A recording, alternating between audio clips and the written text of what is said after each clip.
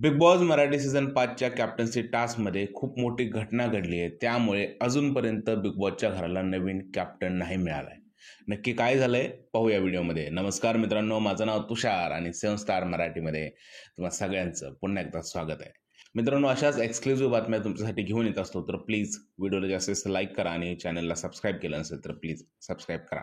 तर बिग बॉसच्या घरात एक टास्क सुरू आहे आणि या टास्कमध्ये काल आपण पाहिलं होतं की अभिजित सावंत जो आहे तो जखमी झाला होता. उद्याच्या भागामध्ये म्हणजे आजच्या भागामध्ये सुद्धा हेच दाखवलं होतं की हा टास्क कंटिन्यू सुरू आहे. पण या टास्कमध्ये अशी काही घटना घडली, त्यामुळे हा टास्क जो आहे तो थांबवण्यात आलेला आहे.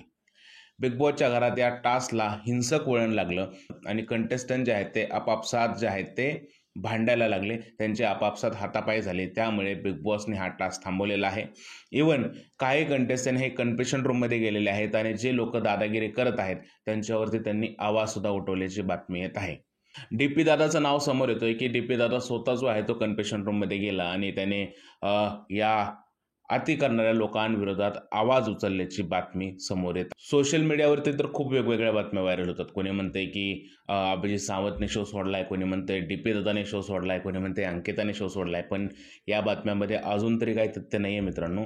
पण हे मात्र खरं आहे की बिग बॉसच्या सेटवर मोठी घटना घडली आहे आणि टास्कमध्येच राडा झालेला आहे. त्यामुळे तो टास्क जो आहे तो स्थगित करण्यात आलेला आहे आणि अजून हेही समजतंय की कदाचित तो टास्क रद्द झाला असेल आणि यावेळेस बिग बॉसच्या घराला कॅप्टनसुद्धा मिळणार नाही आहे, असं सध्या परिस्थितीत तरी वाटत आहे.